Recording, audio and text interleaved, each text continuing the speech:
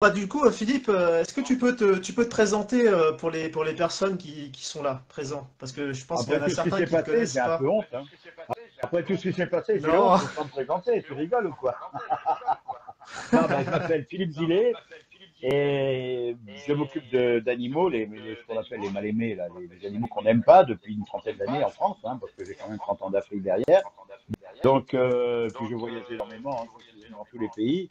Mais avec un, voilà, je voyage pas avec des ordinateurs et des machins. On jette le téléphone et puis hop, on est dans la brousse. Maintenant, on s'habitue et je m'occupe, vous savez, les mal-aimés, vous savez ce que c'est que les mal-aimés, hein, c'est pas les mauvaises herbes, ce sont les reptiles, les arachnides, enfin tout ce qui est araignées, etc. Et j'ai monté cette association depuis une trentaine d'années qui s'appelle Infaune, Information sur la faune, parce que simplement, j'estime que moi qui ai vécu toute ma vie en Afrique, j'estime qu'il faut faire la paix un peu avec ces animaux qu'on n'aime pas, qui sont sales, mauvais, horribles. Oui, mais n'oublions pas que dans un serpent qui est mortel, qui a du venin, on fabrique des médicaments super efficaces. Parce que tous les médicaments du monde à haute dose, c'est un poison, à petite dose, c'est un médicament. Alors oui, ces animaux, même les plus dangereux, nous amènent quand même des bonnes choses. Si évidemment la France veut bien s'occuper des vrais médicaments et pas nous foutre n'importe quoi. Enfin, ça, c'est clair. Voilà un petit peu, voilà qui je suis. Donc je suis un mec qui a vécu 30 ans de sa vie en Afrique, qui voyage énormément dans tous les pays depuis que je suis rentré en France. Et j'ai vu que les Français ne connaissaient pas trop les animaux comme ça, donc j'ai décidé de les défendre. J'ai voulu défendre les bébés phoques, mais apparemment c'était déjà pris par une dame. Alors Brigitte, elle s'appelle, Bardot, je crois d'ailleurs. Donc j'ai pris les vilains, ceux qu'on n'aime pas, et les pas beaux, ceux qui ne méritent pas d'être punis, et pourtant qu'on punit tous les jours, ça veut dire les vilains serpents, les vilains lézards, toutes les bêtes qu'on n'aime pas. Voilà un petit peu. donc Philippe, tu parles souvent des animaux, enfin on parle souvent des animaux dits dangereux, mais c'est surtout des animaux qui sont méconnus. C'est ça qui Voilà, c'est fait surtout que... ça. C'est surtout ça le problème, c'est que ces animaux qui sont méconnus, qu'on ne connaît pas. Et il est normal que quand on ne connaît pas, on ait peur et que le problème, le manque de connaissance, c'est ce que ça nous amène la destruction automatiquement. Évidemment, aujourd'hui encore, quand un paysan voit une vipère, ouf, un coup de pelle dessus, il tue la vipère. Oui, mais les vipères, ça tue beaucoup de souris. C'est très intéressant parce que, comme ça tue beaucoup de souris, ça évite que les souris nous filent des maladies et ça évite que les souris rentrent dans les frigidaires ou coupent les fils électriques, fassent des courts-circuits, qui foutent le feu à la maison, etc. On oublie qu'on a besoin, on est issu, comme je dis, on est issu de la nature, on l'a oublié parce que nous, on s'est créé un dieu, on est plus fort que tout le monde. Les animaux, ils sont pas intelligents, puisqu'on les appelle des bêtes. Mais quelquefois, je me demande si c'est pas nous qui sommes bêtes parce que les animaux sont hyper intelligents. Depuis les dinosaures, ils ont réussi à toujours se protéger, à toujours faire des bébés, à toujours survivre. Alors que nous, ça fait pas longtemps qu'on est sur la planète et on est en train de détruire notre environnement. Donc je ne sais pas qui est bête, si c'est les bêtes ou si c'est nous. Je ne sais pas. Je pense que c'est un peu nous quand même, hein. Donc Philippe, événement assez incroyable, le 4 février, donc on Oui, va parler de plein de choses, pas que mais grâce à toi forcément... d'ailleurs, hein. Ouais, grâce à nous, j'ai envie de dire toujours. Grâce à nous, faut y aller parce que moi, partir dans la brousse à 4 crocodiles en colère, ça va, je gère. Mais quand je me retrouve avec du public, je gère aussi, évidemment, bien sûr. Mais oui, c'est un gros challenge parce que c'est pas n'importe où, c'est au Grand Rex à Paris. C'est quand même le plus grand cinéma du monde, faut pas l'oublier. Et c'est vrai qu'il est magnifique, hein. Cette salle est magnifique. J'ai déjà travaillé là-bas, mais pas pour moi, pour d'autres, hein. Mais c'est une Ouais. très belle salle. Et donc, le but de cet événement, il y a beaucoup de choses, donc on va les évoquer une par une, mais c'est surtout avant tout échanger avec le public. Alors, voilà, il y a deux choses. On va dévoiler des petites choses. Voilà.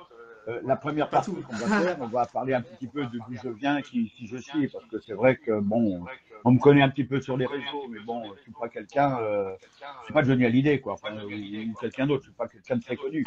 Mais on va déjà parler de qui on est et comment je vois la nature, parce que mon école, à moi, c'était quoi? C'était la brousse. Donc, j'ai une autre vision des choses.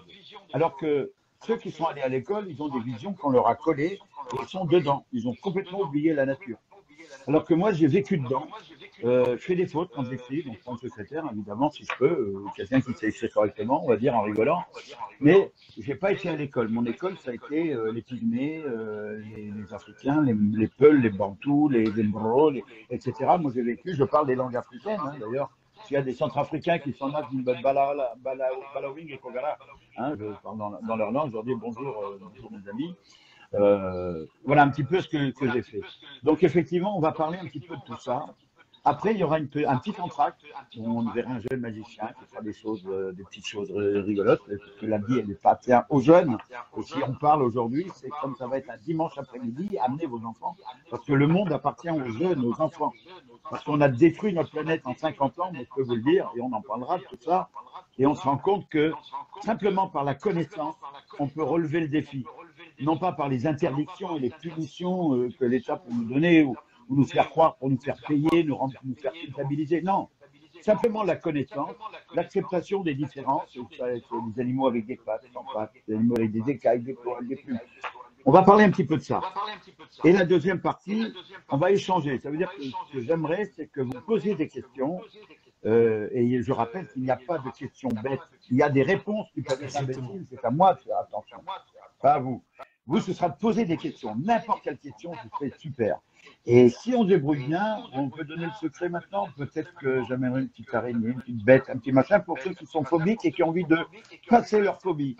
Parce que je le fais depuis toujours, depuis 30 ans. Il y a beaucoup de gens qui me remercient encore en disant, je me rends compte que depuis que j'ai vu ça, d'ailleurs vous le voyez sur certains reportages, il y en a un entre autres qui s'appelle, il y a une fille qui est venue faire le tournoi, c'est Brut, je crois.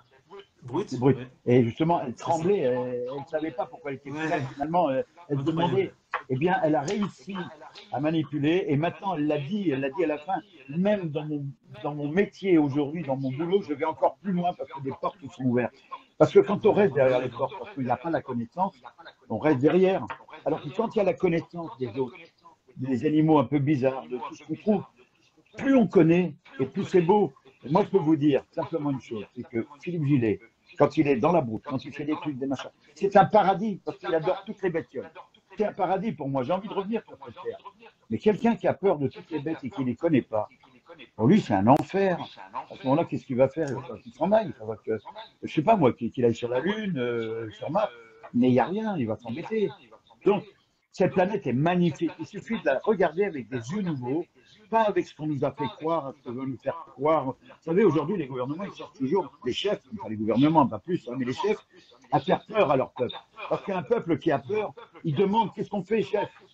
Et quelqu'un qui n'a pas peur, il se promène dans la nature, c'est le plus heureux des hommes, et puis il découvre l'odeur des plantes, la pluie qui tombe, les feuilles mortes, l'odeur de certaines essences. Quand vous prenez une fleur, vous l'écrasez un peu dans la main, vous sentez, oh, ça sent bon.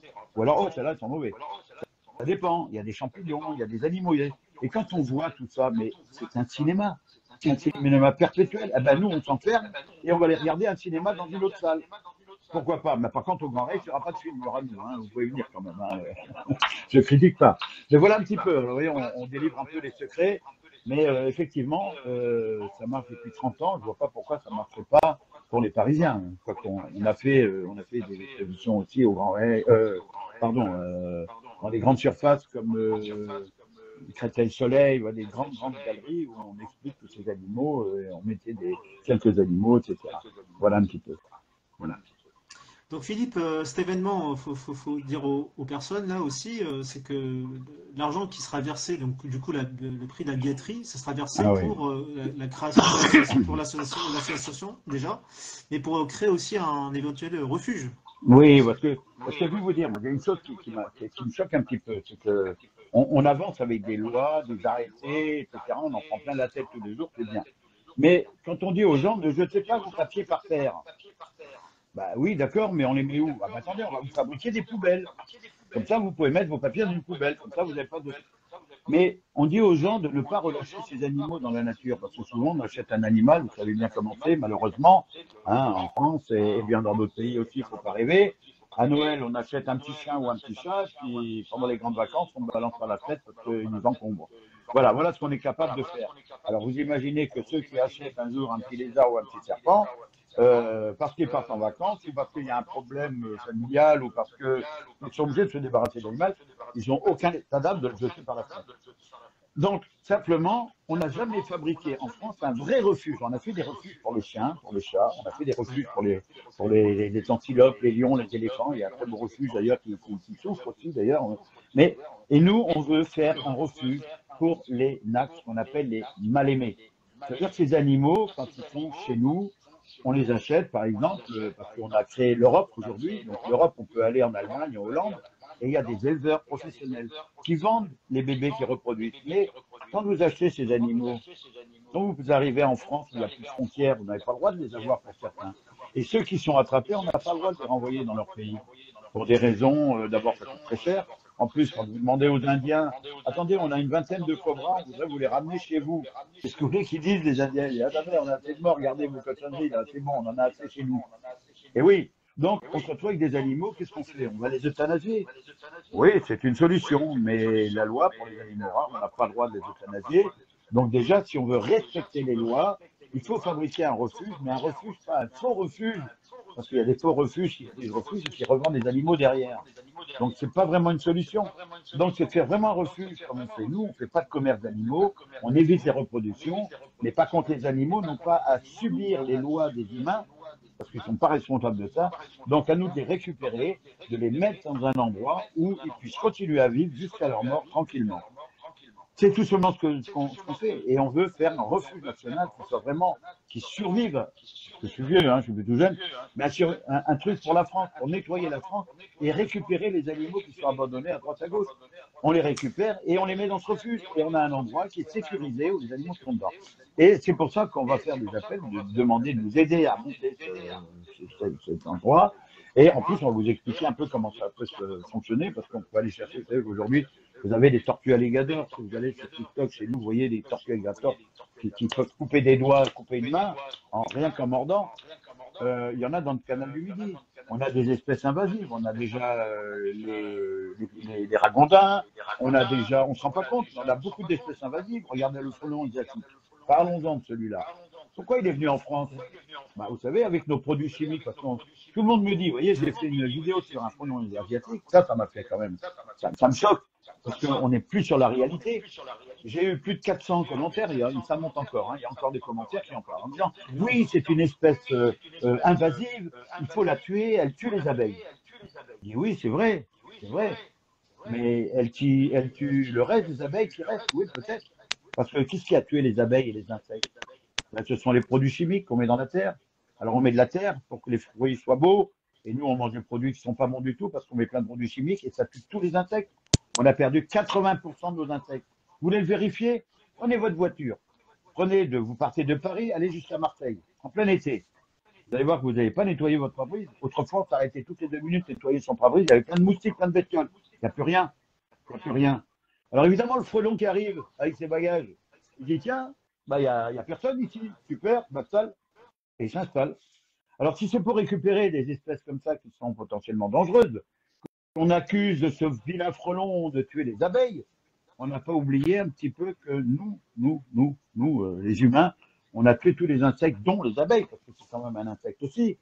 Avec nos produits chimiques, il faut avoir des meilleures tomates et des meilleures pommes qui ont une belle couleur. Mais en réalité, elles sont peut-être pas aussi bonnes que ça. Hein, demandez à Blanche-Neige, elle a mangé une pomme un jour, peut-être qu'il y avait des produits chimiques dedans. C'est pour rire. Ça me rappelle un peu l'histoire, tu sais, j'avais interviewé un monsieur qui était spécialiste des fourmis, et il me disait en fait que les fourmis, en fait, comment dire, atterrissaient dans certains endroits, mais c'est dû à nous, en fait, parce qu'on Bien sûr, voyage beaucoup, et en fait, bien sûr, ils sont avec nous, ils nous suivent. bien sûr, bien sûr. La fourmi qu'on appelle la rubifa, je sais plus, c'est une petite fourmi noire qu'on trouve qui fait, vous savez, des tas de feuilles dans certaines forêts, elles font des petites feuilles. C'est Ouais, une espèce complètement amenée des étrangers. Je crois que je me demande si elle vient pas d'Australie, je sais plus, enfin ouais, bref, c'est à cause je de sais nous, plus parce ça. qu'il y a beaucoup d'animaux. Mais ce sont des espèces invasives qui ont fait souche. Mais qu'en faisant souche, qu'est-ce qu'elles font? Elles tuent les autres. Nos fourmis à nous, quick. Et oui, parce Exactement. qu'on fait comme les animaux. Quand on va dans un pays, ben, on dégouille tout le monde et puis on s'installe. Et puis voilà, c'est ce qu'on fait. Parce que depuis que le monde est monde, l'humain, il a toujours fait ça. Il a colonisé des endroits. des nouvelles terres, ils se les appropriaient par la force ou par la douceur, mais ils se les appropriaient. Ça continue toujours, hein, d'ailleurs. Tout le monde veut s'approprier les terres des autres. Et ben, pourquoi pas les insectes? Mais on ne voit pas que nos insectes arrivent. Et quand on aura la fourmi balle de fusil qu'on appelle, quand elle pique, elle fait très très mal, mais vraiment comme une balle de fusil. Hein, ben, peut-être qu'on va avoir ces nouvelles espèces. Moi, ça va me faire rigoler parce que je les connais. Mais il y en a qui vont pas rigoler quand ils vont aller en forêt et quand ils vont rencontrer des cobras ou quand ils vont rencontrer des trucs comme ça. C'est pour ça qu'il faut nettoyer la France. Et quand il y a un truc un peu bizarre, un insecte, parce que les araignées, les mygales, c'est le Rufus qui prend tout ça, on trouve une bestiole un peu bizarre, il faut les récupérer. Si vous allez à Montpellier, il y a des scorpions qui ont été lâchés il y a très longtemps, des scorpions, des butidés, hein, ce qu'on appelle des scorpions nord-africains, qui sont très dangereux. Ah ben, ils ont fait souche, ils sont toujours là-bas, dans un certain coin. Et on ne peut pas les enlever. Ils sont là, ils vont peut-être disparaître, mais pour le moment, ils sont toujours là, ça fait des années. Mais vous voyez, on ne se rend pas compte de la réalité des choses. Mais il y en a beaucoup, il y a des grenouilles qui ont été importées, il y a des grenouilles, on appelle la xénops, c'est des petites grenouilles qui étaient dans des aquariums, qui est un peu blanche, quelquefois albinos, qui ont été interdits à la vente.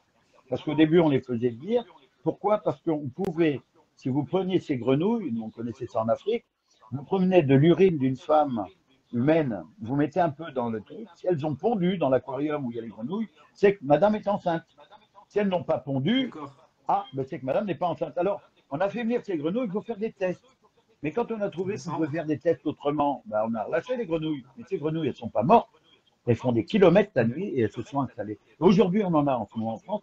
On ne s'en rend pas compte, mais on s'en rend compte plus tard. Le problème, si on ne monte pas un refuge maintenant, plus tard, on dira pourquoi on ne l'a pas fait avant. Ce sera trop tard. Il faut le faire maintenant. Et je pense que là, il est temps, depuis quelques années, nous, on a récupéré une 60aine d'animaux abandonnés, parce que les gens, l'électricité augmente, on ne peut plus avoir un terrarium à 30 euros par mois en plus, qui coûte cher parce qu'il faut chauffer. Ils ne savent pas où les mettre, personne ne les prend, ils les relâchent. Voilà, donc oui, il faut faire quelque chose pour nous les Français, et nos invités, hein, je parle de tous les Français et tous ceux qui sont en France, il faut nettoyer ce pays et laisser la faune française évoluer sans qu'elle disparaisse avec les nouvelles faunes africaines, asiatiques qui viennent de tous les pays du monde. Voilà un petit peu. Comment on fait, Philippe, du coup, pour évidemment venir au Grand Rex, mais pour t'aider, pour que les gens puissent t'aider, pour créer ce refuge? Ah ben attendez, là, c'est, vous savez ce qu'il faut faire. Malheureusement, c'est le nerf de la guerre, comme on dit. Hein, nous, ce qu'on va demander, j'ai pris rendez-vous justement avec le préfet de Loire-Atlantique, c'est qu'on va demander de trouver des locaux déjà, vous voyez, une usine désaffectée, qu'on va réhabiliter, parce qu'on a assez construit comme ça, on construit déjà beaucoup. Ouais, Donc, on préfère trouver des locaux pour l'association. Et après, il faudra trouver effectivement le nerf de la guerre, ça veut dire de l'argent, comme on dit, pour simplement fournir et donner un maximum de fabriquer des terrariums, faire tourner ce truc-là et le faire marcher pour nettoyer surtout la France et puis que ces animaux n'ont pas à souffrir de nos bêtises. Parce qu'en ce moment, on fait beaucoup de bêtises. Hein. Comme je dis, quand j'étais jeune, j'avais 20 ans, vous imaginez, quand je vois ça fait très peur. Parce que quand je voyais, et j'en parle, il y avait des plaines entières. Quand j'étais en brousse, de chasse de mon métier, c'était rouge d'antilope, noir de buffle, il y avait des animaux partout. Vous alliez, il y a des babouins, des girafes qui se baladaient, des éléphants. Je suis retourné 50 ans après, il n'y a plus rien, il n'y a plus rien. Si vous avez la chance de voir un babouin ou un phacochère en faisant quelques kilomètres, vous avez beaucoup de chance. Qu'est-ce que sont devenus tous ces animaux? Oui, il y a des rebelles, il y a la guerre. Alors, ils ne tirent pas avec des arcs et des flèches, ils tirent avec des kalachnikovs, avec des 12-7, avec dans les éléphants, ils tirent là-dedans, les pauvres, ça tue les éléphants. Parce qu'il faut se nourrir et que c'est la guerre. Et que c'est comme ça. Et comment, en 50 ans, on a pu détruire autant d'animaux?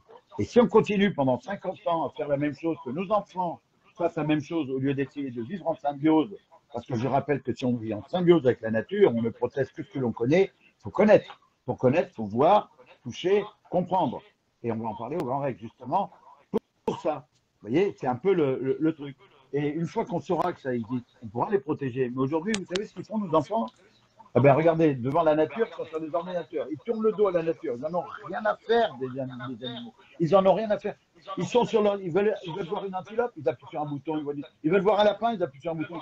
Mais est-ce qu'ils se retournent un peu dans le jardin pour aller voir les petites souris, les petits lapins qui se baladent en vrai? Ils n'auront pas l'odeur, le côté génial de voir ce petit animal vivant qui n'a pas besoin, qui n'est pas un Pokémon, qui n'a pas besoin d'une clé USB et qui court tout seul il a juste à manger de l'herbe et ça démarre tout seul. Mais c'est ça la connaissance. Il faut revenir un petit peu et pas lâcher nos origines qui sont simplement animales. On mange comme eux, voilà, on fait tout comme eux, hein, faut pas rêver. Il n'y a qu'une chose qu'on ne fait pas. Eux, ils ne détruisent pas la planète, ils l'entretiennent. Nous, on la détruit. C'est toute la différence. Mais sinon, on est comme eux, malheureusement. Il y a un internaute qui nous a dit est-ce qu'on fera un passage à Marseille? En fait, au départ, on a commencé à faire. On commence par Paris, déjà la capitale. Et puis après, on verra au fur et à mesure comment ça prend. Et puis là, Oui, évidemment, alors, l'idée, c'est de faire pourquoi pas une tournée à travers la France. Tu vois. mais pourquoi pas? Mais bien sûr, si, écoutez, si on se rend compte que ça vous intéresse, je sais qu'on a déjà fait ensemble une conférence à Versailles d'ailleurs, qui a très très bien marché, parce que Ouais, les gens étaient hyper contents et disaient que oui, effectivement, exactement. il C'était faut regarder un incroyable. peu les choses. Mais bien, on va continuer, bien sûr, on pourra continuer pendant. Écoutez, moi j'ai 71 ans, oui, je suis déjà à moitié. Non, non, je suis pas mort encore, hein, je tiens la route. Mais si je suis Ah encore ouais, t'es vivant, en c'est peut-être forme. qu'il y a encore des choses à expliquer à nos Ouais. enfants. Peut-être que j'ai encore plein de choses à faire. Donc, eh bien oui, on va faire des conférences un peu partout. On va déjà commencer par le Grand Rex parce qu'on va aller saluer nos gens de notre capitale. On va aller saluer nos Parisiens. Et on va discuter un petit peu avec eux parce que souvent ils sont un peu dehors de la réalité aussi parce que c'est vrai qu'ils sont boulot, dodo, métro. Je veux dire, aujourd'hui, on nous occupe à travailler, manger, dormir, travailler, On manger, commence dormir. pas par le plus facile. C'est pas le Faut plus savoir, facile, c'est Paris, mais c'est il n'y pas a le pas de plus raison. facile. Quand il faut y aller, et puis c'est tout. Moi, je suis Exactement. pas, moi, quand je m'attaque dans la brousse et je dois aller Oui, ramasser un crocodile malade pour l'emmener à un endroit, je vous garantis que c'est une bête de 3-4 mètres ou 5 mètres, enfin 4 mètres au moins, parce que déjà, 5 mètres, on a vu un, mais on l'a jamais attrapé celui-là. Mais on l'attrape pas. C'est pour les déplacer des villages. Parce que vous savez, les villages commencent à avancer. Évidemment, ils mangent tout ce qu'ils trouvent autour d'eux. Donc, ils déplacent certains animaux. Mais quand il faut sauter sur un crocodile de 4 mètres, le coincer, l'attraper, le mettre dans un camion, lui faire 30 km et le relâcher, c'était un peu notre sport national, enfin notre sport à l'époque, notre sport favori. C'était un peu ce qu'on faisait, on relâchait des animaux beaucoup plus loin des villages. Moi, j'ai toujours fait ça quand on était jeune, et reprenait un peu de brousse, ça leur donnait une espérance de vie. Mais voilà, on aime la nature, on a toujours fait ça. Et c'est vrai que le Grand Rex, c'est vrai que les Parisiens ne sont pas faciles, mais moi je sais que je connais bien, je vis souvent à Paris, j'étais ingénieur conseil à la Villette, dans le Vivant, à la Cité des Sciences. Donc, non, on va aller voir, ça va pas être facile, mais on va y aller, puis on va aller vous voir. Et puis si c'est pas bien, ben, préparez des tomates, plutôt des bananes, jetez-nous des bananes, c'est plus nourrissant. Hein, c'est ça. Bon, en tout cas, voilà, on donne rendez-vous et puis on mettra le lien, évidemment, dans la description pour les liens de la billetterie, tu vois, pour que les gens puissent réserver. Alors, si vous venez, amenez vos enfants et puis surtout préparez des questions. Ouais, oui, oui, c'est bien Les que tu évoques questions des les enfants. pires que C'est vous bien que tu évoques trouviez, des parce enfants qu'il faut aussi. essayer de me piéger Ouais. aussi. Hein, des questions compliquées, c'est ça qui m'intéresse, c'est ça qui nous fait tous évoluer les uns et les autres. N'oubliez Ouais. pas que c'est toutes les espèces, tous les humains, on va dire les ethnies du monde, c'est ça notre richesse, c'est de se mélanger, de comprendre. Et c'est comme ça qu'on évolue. C'est pas en restant chez soi, en discutant qu'avec le voisin. Et encore, le voisin, quelquefois, il est là à côté. Ça fait 10 ans qu'on met des bêtes à côté, on ne connaît même pas. Alors qu'en Afrique, on fait 10 km, 100 km, 200 km pour aller voir un copain faire la fête. Vous voyez les différences? Donc, n'hésitez pas à nous poser les questions les plus compliquées qui soient, les bonnes questions. Hein. Évidemment, si vous voulez la couleur de mon caleçon, ça, je ne vous le dirai pas. Hein. Je vous le dirai pas. Mais voilà, on a rigolé. Mais voilà un petit peu. Non, non, venez, ça nous fera plaisir déjà, et ça va être sympa. Puis, vous verrez des choses qui ne sont pas habituelles. C'est déjà ça, c'est quelque chose d'un peu extraordinaire. Ça va être, ce sera pas, voilà, ce sera un peu extraordinaire. De toute façon. Ben, oui, il y aura. Bon, ça sera une surprise, hein, mais Philippe amènera quelques surprises avec lui. Donc, il a le secret, mais on peut pas vous dire pour l'instant qu'est-ce Ah, qu'il y aura sur scène. on dit rien, on verra en fonction, parce que attention, c'est compliqué tout ça, c'est voilà, c'est compliqué. Mais on verra comment on va s'organiser, on fera quelque chose de toute façon qui est. Écoute, chaque fois qu'on a fait des trucs, ça a toujours cartonné. Pour ceux qui me connaissent, qui ont entendu parler de ce qu'on fait avec les animaux, qui me connaissent, bah, mettez des points à la limite, mettez, je sais pas moi, pour ceux qui me connaissent, je leur dis bonjour, on s'est peut-être déjà Bah, vu dans d'ailleurs, une grande surface. dis-nous, c'est quoi tes comptes, Philippe, TikTok? C'est un phone pour te Alors c'est un retrouver. phone TikTok, oui, il y a un phone. Voilà. YouTube de mémoire, je crois que c'est un phone ou un phone Philippe Gillet ou un phone. Mais enfin, vous cherchez, vous D'accord. fouillez. Sinon, on vous donnera les liens. Il y a des liens, tu sais, on a des liens. vous regarderez un petit peu, parce qu'on commence à démarrer sur YouTube un petit peu, puisqu'on a fait beaucoup de TikTok qui plaisent énormément, puisqu'on est monté à plus de 500 000 abonnés, je crois. Donc c'est que ça plaît en 9 mois, hein, en 9 mois. Donc moi je ne sais pas ce que ça veut dire tout ça. Moi on me dit oh c'est bien, oui bah c'est bien, mais Ouais, oui c'est d'accord. énorme. Le but c'est de passer le message. Aujourd'hui au début on faisait ça au tam-tam, on prévenait au tam-tam. Maintenant on a fait ça avec des téléphones, mais C'est un maintenant on a phone, les médias. ton Les YouTube. médias c'est C'est super. un phone. Donc on peut C'est un phone. discuter comme on le fait maintenant d'ailleurs, hein, quand on y arrive, parce que moi je suis pas très doué, mais on y arrive, vous voyez. Mais oui, voilà, c'est amener la connaissance. Donc là on va se mettre beaucoup sur YouTube et on va faire des petites vidéos sur la connaissance des différents animaux. Et s'il y a des animaux que vous ne connaissez pas, vous aimeriez connaître, le pourquoi du comment, ils sont méchants ou gentils, n'hésitez pas à préparer vos questions, on est prêt à vous répondre. Ouais, parce que chez toi, tu as plus de 400 espèces, quoi. Moi, 400 j'ai animaux. 400 Il y animaux a du choix. ici, oui, bah Il y a oui, du choix, quoi. migales, scorpions, serpents, lézards, iguanes, etc. On a des chats aussi, mais c'est pas les miens, c'est ceux des voisins qui viennent s'installer chez nous et qui dorment avec les crocodiles. Alors, je vous dis, ils sont là, les uns à côté des autres, il n'y en a pas un qui s'attaque. Quand les animaux ont à manger, qu'ils ont un territoire qu'ils partagent, parce qu'il n'y a pas de Ils prédation, se il n'y a sentent pas de bien, quoi. bagarre, ils cohabitent très bien, les espèces les pires cohabitent. C'est ça qui est extraordinaire. Et non seulement on le dit, mais on le prouve, nous, avec des alligators de 2 mètres, qui s'appellent alligators pour ceux qui connaissent, qui sont quand même des animaux qui vivent depuis plus de 25 ans avec moi, dans mon salon.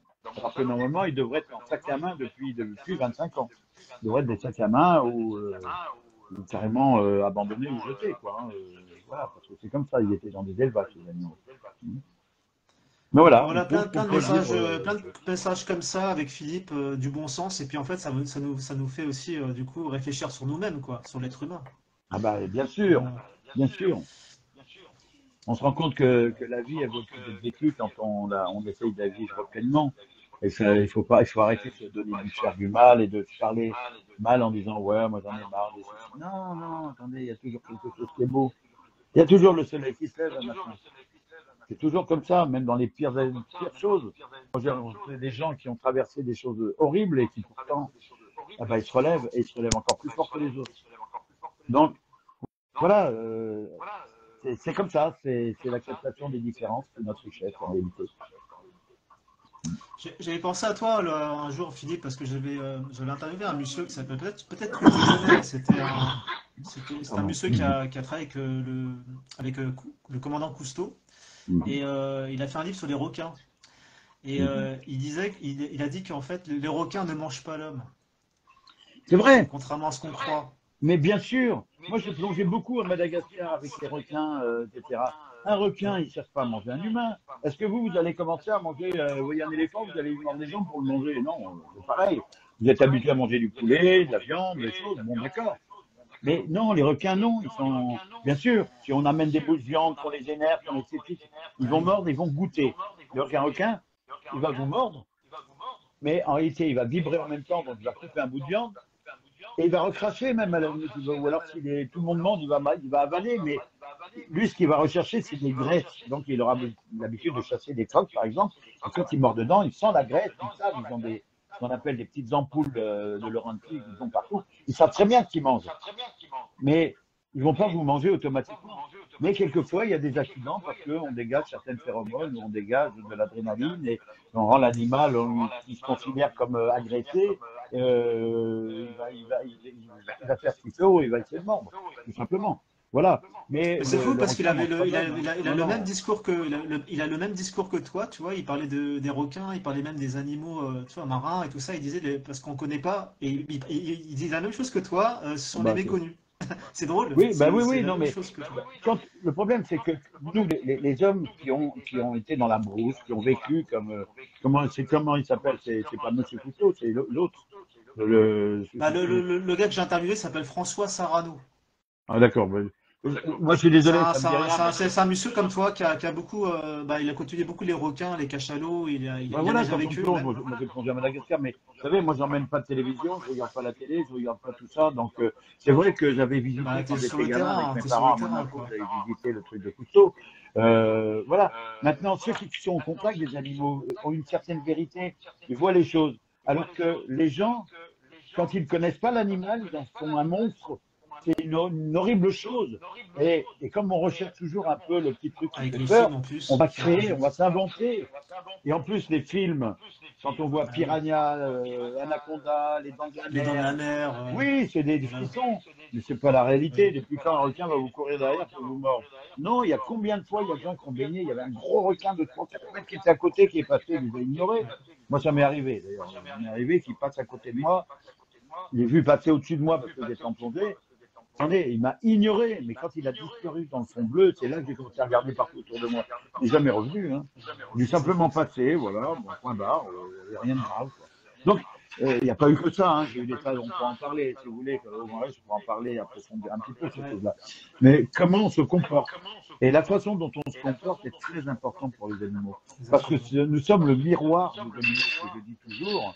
Alors, je ne sais pas s'ils disent la même chose que moi, Cousteau et compagnie, mais nous sommes le miroir. Ça veut dire la façon dont on se comporte, nous, l'animal aura une réaction différente. Évidemment, quand quelqu'un arrive en colère avec les poings en avant, vous savez très bien qu'il va vous attaquer. Et s'il arrive gentiment, baissant la tête, vous savez qu'il ne vous fera rien. Mais la nature, par les odeurs, les phéromones ou l'adrénaline, ressentent exactement la même chose. Et quand ils le ressentent, ils sont en position d'attaque. Et normalement, c'est ce qu'on dit. Mais la vérité, ils se mettent en position de défense. Pour les serpents, par exemple. Mais ils n'attaquent pas l'homme. Quel intérêt de gaspiller de l'énergie à attaquer des humains alors que finalement, s'ils les laissent tranquilles, ce qu'ils mangent leur suffit. Parce qu'il faut oublier qu'un animal qui se bagarre avec un autre perd beaucoup d'énergie pour les reptiles entre autres et a besoin de remanger derrière, de risquer de se faire manger aussi. Parce que dans la nature, c'est manger ou être mangé.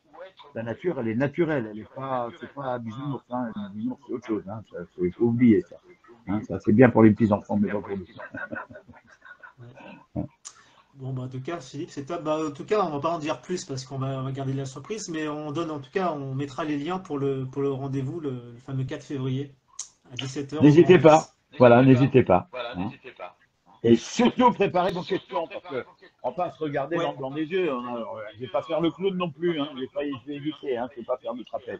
Oh, s'il y a une liane, je vais faire d'argent un petit peu. Mais j'aime pas du tout le string panthère. C'est pas mon truc. Alors désolé. Hein, c'est pas, pas le faire. Voilà un petit peu. Bon, en tout cas, merci tout le monde de nous avoir écoutés. Oui, merci. Et puis on se dit à une prochaine. Avec grand plaisir. Au revoir. Merci à toi, Philippe.